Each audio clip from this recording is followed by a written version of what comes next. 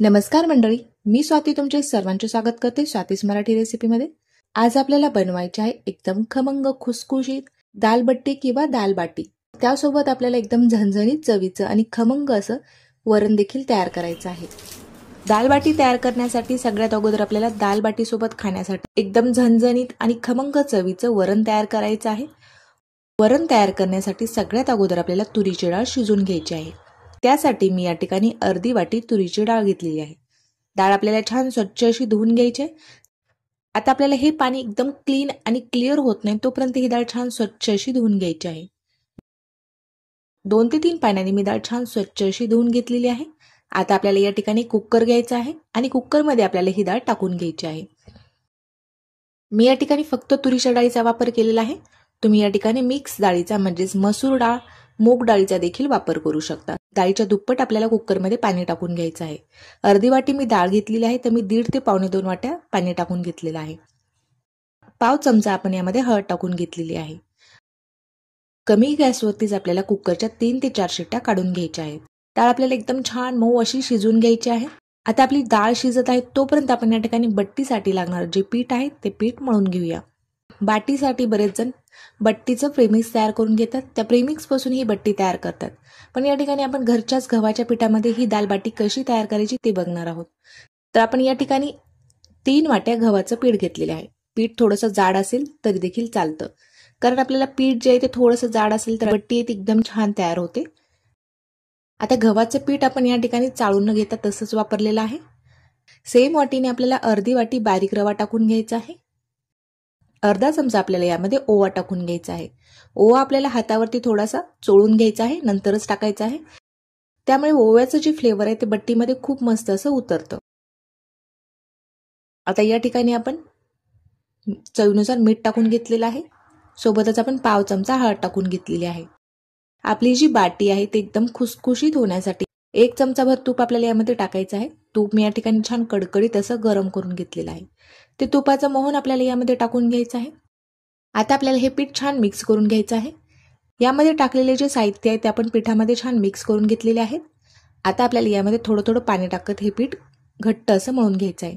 याची आपल्याला पोळी लाटता आली पाहिजे एवढं घट्ट आपल्याला हे पीठ ठेवायचं आहे। थोडं थोडं पाणी टाकत या पिठाचा आपण अशा पद्धतीने गोळा तयार करून घेतलेला आहे। एकदम पातळ किंवा एकदम घट्ट न करता थोडंसं मीडियम असं आपण हे पीठ मळून घेतलेलं आहे। आता आपल्याला या पिठाला मुरण्यासाठी साईडला ठेवून द्यायचं आहे। 10 ते 15 मिनिट आपल्याला हे पीठ झाकून ठेवायचं आहे, कारण आपण यामध्ये रवा टाकलेला आहे आणि रवा फुलण्यासाठी त्याचबरोबर पीठ थोडंसं मुरण्यासाठी आपल्याला याला 15 मिनिट झाकून ठेवायचं आहे। तोपर्यंत आपण या ठिकाणी बट्टीसाठी लागणारं जे वरण आहे ते वरण तयार करून घेऊया। आपली जी डाळ आहे ती देखील छान शिजलेली आहे। यामध्ये थोडंसं कोमट पाणी टाकून याला फेटून घेणार आहे। आपल्याला फोडणी देण्यासाठी गॅसवरती आपण एक कढई ठेवलेली आहे।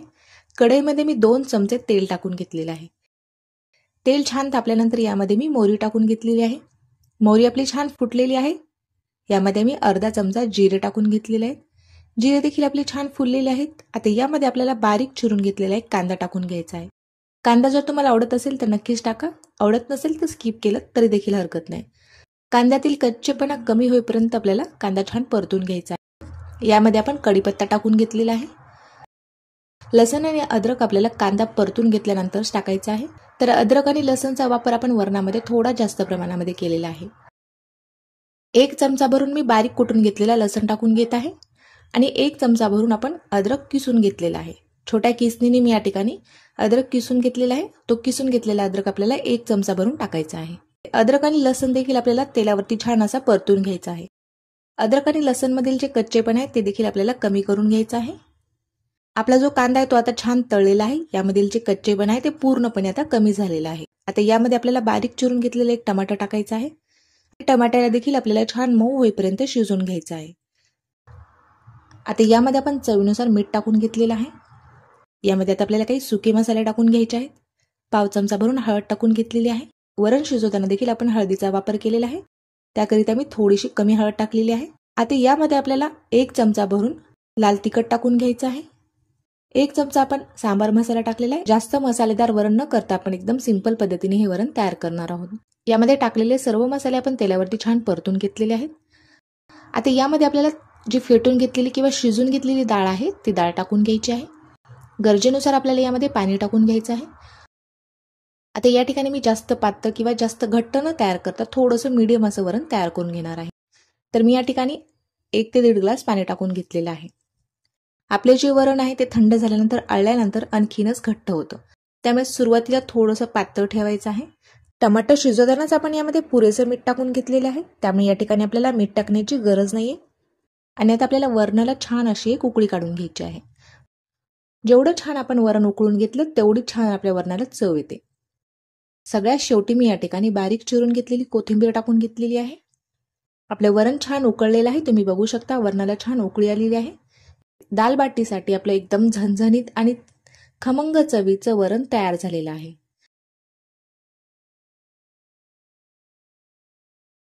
दहा ते 15 मिनिट झालेले आहेत आणि आपले जे पीठ आहे ते देखील आता छान मुरलेलं आहे. यामधील जे रवा आहे ते देखील छान फुललेला आहे. पिठाला छान मऊपणा आलेला आहे. त्याच परातीमध्ये आपण पिठाला एकदा छान मळून घेऊया. या पिठाचा आपल्याला एक रोल तयार करून घ्यायचा आहे आणि याच्या आपल्याला लाट्या कट करून घ्यायच्या आहेत. आता अशा पद्धतीने मी याचा एक रोल तयार करून घेतलेला आहे. चाकूच्या मदतीने मी या ठिकाणी अशा पद्धतीने याच्या लाट्या कट करून घेतलेल्या आहेत. एवढ्या पिठाचे आपण 5 गोळे या ठिकाणी तयार करून घेतलेले आहेत. आता या गोळ्याला आपल्याला थोडासा गोल आकार देऊन घ्यायचा आहे आणि बाकीचे सर्व गोळे आपल्याला साईडला ठेवायचे आहेत. एक गोळा आपल्याला या ठिकाणी लाटण्यासाठी घ्यायचा आहे. आता पोळीपाटावरती आपल्याला पीठ न लावताच हा गोळा लाटून घ्यायचा आहे. पोळीपाटाला हे पीठ चिटकत होतं, त्याकरिता मी पोळीपाटाला थोडंसं तेल लावून घेतलेलं आहे. तेल लावल्यानंतर आपले जे पीठ आहे ते पोळीपाटाला अजिबात न चिटकता व्यवस्थित असं आपल्याला लाटता येईल. या ठिकाणी पिठाचा वापर न करता थोडासा तेलाचा वापर करायचा, त्यामुळे आपली बाटी खाण्यासाठी चविष्ट होते आणि लेयर्स देखील छान पडतात. आपण जशी पोळी लाटतो तशीच आपल्याला ही लाटून घ्यायची आहे. जेवढी शक्य होईल तेवढी पातळ लाटायची आहे. एखाद्या ताटाला उलट्या बाजूने तेल लावून तुम्ही त्यावरती देखील ही पोळी लाटून घेऊ शकता. पोळीपाटाच्या साईडची मी ही पोळी लाटून घेतलेली आहे. जास्त पातळ नाहीये किंवा जास्त जाड देखील नाहीये. जेवढी पातळ तुम्ही ही पोळी केली तेवढ्या पातळ तुमच्या बट्टीच्या लेयर्स पडतील.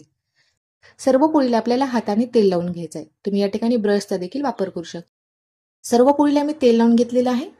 आता पोळीची आपल्याला एक बाजू दुमडून घ्यायची आहे. दुमडलेल्या बाजूवरती देखील आपण तेल लावून घेतलेलं आहे. त्यानंतर आपण दुसरी बाजू यावरती ठेवून घेतलेली आहे. दुमडलेल्या बाजूला देखील आपण तेल लावून घेतलेलं आहे. परत आपल्याला पोळीच्या वरील बाजूला फोल्ड करून घ्यायचं आहे. आणखीन आपल्याला खालच्या बाजूने देखील याला फोल्ड करून घ्यायचं आहे. आता आपल्याला या पिठाला परत एकदा फोल्ड करायचं आहे आणि याचा आपल्याला गोळा तयार करून घ्यायचा आहे. तर अशा पद्धतीने जर तुम्ही पोळीची घडी तयार करून बट्टी तयार केली तर आपल्या बट्टीला खूप साऱ्या लेयर्स पडतात. हलक्या हाताने आपल्याला हा गोळा बंद करायचा आहे. अशा पद्धतीने आपण हा पिठाचा गोळा तयार करून घेतलेला आहे. बाकीचे राहिलेले जे गोळे आहेत ते देखील मी सेम याच पद्धतीने तयार करून घेणार आहे. आणखीन एक मी पिठाचा गोळा तुम्हाला तयार करून दाखवत आहे. तर या ठिकाणी मी आता पोळी लाटून घेतलेली आहे. पोळीला आतील बाजूस तेल लावून घेतलेलं आहे आपण. पोळीचा एक कोपरा आपण दुमडून घेतलेला आहे, त्यावरती देखील आपल्याला तेल लावून घ्यायचं आहे. दुमडलेल्या बाजूवरती देखील आपण तेल लावून घेतलेलं आहे. त्यानंतर आपण दुसरी बाजू यावरती ठेवून घेतलेली आहे आणि या पिठाला आपल्याला अशा पद्धतीने हलक्या हाताने बंद करून घ्यायचं आहे. बघू शकता तुम्ही एकदम सहजच आपला हा गोळा तयार झालेला आहे. खालच्या बाजूने देखील तुम्ही बघू शकता पीठ पूर्णपणे व्यवस्थित असं बंद करून घेतलेलं आहे. सर्व गोळे मी या ठिकाणी तयार करून घेतलेले आहेत. इडली पात्रामध्ये आपल्याला ह्या बट्ट्याला वाफवून घ्यायचं आहे. इडली पात्रामध्ये मी अर्धा ग्लास पाणी टाकून घेतलेलं आहे. पाण्याला छान उकळी आलेली आहे. प्लेटच्या पूर्ण साच्याला आपण तेल लावून घेतलेलं आहे आणि यामध्ये आपल्याला तयार करून घेतलेले जे पिठाचे गोळे ते ठेवून घ्यायचे आहेत. 15 मिनिट आपल्याला या गोळ्याला छान असं वाफवून घ्यायचं आहे. यावरती मी एक झाकण ठेवलेलं आहे. एक 15 मिनिट झालेले आहेत. आपले जे पिठाचे गोळे ते छान असे वाफलेले आहेत.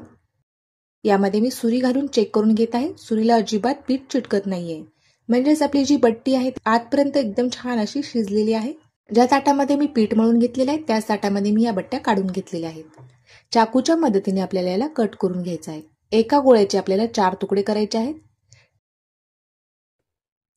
तर तुम्ही याच्या लेयर्स बघू शकता, खूप साऱ्या लेयर्स यामध्ये दिसत आहेत. तळल्यानंतर या लेयर्स छान मोकळ्या होतात. आता आपल्याला ही बाटी तळून घ्यायची आहे. त्यासाठी गॅसवरती आपण एक कढई ठेवलेली आहे आणि कढईमध्ये मी तेल ठेवलेलं आहे तापवण्यासाठी. तेल आपल्याला कमी गॅसवरती छान गरम करून घ्यायचं आहे. त्यानंतरच यामध्ये आपल्याला या बट्ट्या किंवा बाट्या तळून घ्यायच्या आहेत. कमी गॅसवरतीच आपल्याला बाटी तळून घ्यायची आहे. त्यामुळे याच्या ज्या लेयर्स आहेत त्या व्यवस्थित अशा मोकळ्या होतील. कढईमध्ये बसतील एवढ्या बट्ट्या मी यामध्ये टाकून घेतलेल्या आहेत. आपल्या ज्या पट्टीच्या लेयर्स आहेत ते पूर्णपणे मोकळ्या झालेल्या आहेत. खूप साऱ्या लेयर्स असलेल्या आपल्या ह्या बट्ट्या तयार झालेल्या आहेत. बघू शकता तुम्ही याच्या लेयर्स. खूप मस्त अशा आपल्या या बट्टीला लेयर्स पडलेले आहेत. आता छान खमंग आणि खरपूस अशा आपल्याला ह्या बट्ट्या तळून घ्यायच्या आहेत. कमी गॅसवरतीच एकदम छान खमंग आणि खरपूस अशा आपल्याला या बट्ट्या तळून घ्यायच्या आहेत. याच्या ज्या लेयर्स आहेत ते पूर्णपणे उघडल्यानंतर गॅसची जी फ्लेम आहे ती तुम्ही थोडीशी वाढवू शकता. बट्टी तळण्यासाठी थोडासा वेळ जास्त लागतो, कारण ही बट्टी आतपर्यंत व्यवस्थित अशी तळली गेली पाहिजे. आपल्या बट्टीला मस्त असा रंग देखील आलेला आहे. बट्टी आपण छान अशी तळून घेतलेली, एकदम खमंग खुसखुशीत अशी आपली ही बट्टी तयार झालेली आहे. एकदम छान आतपर्यंत व्यवस्थित अशी तळली गेलेली आहे. आता आपल्याला या बट्ट्या काढून घ्यायच्या आहेत. एका झाऱ्यावरती मी ह्या बट्ट्या काढून घेतलेल्या आहेत, त्यामुळे यामध्ये काही एक्स्ट्रा तेल असेल ते पूर्णपणे निथळून जाईल. आता आपल्याला बाकीच्या राहिलेल्या ज्या बट्ट्या आहेत त्या देखील सेम याच पद्धतीने तळून घ्यायच्या आहेत. वरच्या बाजूने एकदम छान खुसखुशीत, आतील बाजूस थोड्याशा मऊ सॉफ्ट असलेल्या आपल्या ह्या दाल बट्ट्या तयार झालेल्या आहेत. आपली झणझणीत खमंग अशी डाळ देखील तयार आहे. एका ताटामध्ये आपल्याला या बट्ट्या अशा पद्धतीने हाताने कुस्करून घ्यायच्या आहेत. वरण टाकायचं आहे, त्यामध्ये तूप टाकून घ्यायचं आहे. तुपाशिवाय बट्टीला टेस्टच येणार नाही. यावरती मी वरण टाकतानाचा जो व्हिडिओ आहे ते थोडासा स्किप झालेला आहे, पण मी यावरती वरण टाकून घेतलेलं आहे. त्याचबरोबर आपण तूप टाकलेलं आहे. चवीला एकदम भन्नाट लागतात. तर तुम्हाला आजची ही रेसिपी कशी वाटली ते मला कमेंट करून नक्कीच कळवा. व्हिडिओ जर आवडला असेल, व्हिडिओला एक लाईक करायला विसरू नका. अशाच नवीन आणि छान रेसिपी बघण्यासाठी स्वातीस मराठी रेसिपी या चॅनलला सबस्क्राईब देखील करा. भेटूया तशाच एका छानशा आणि नवीन रेसिपीसोबत. तोपर्यंत धन्यवाद.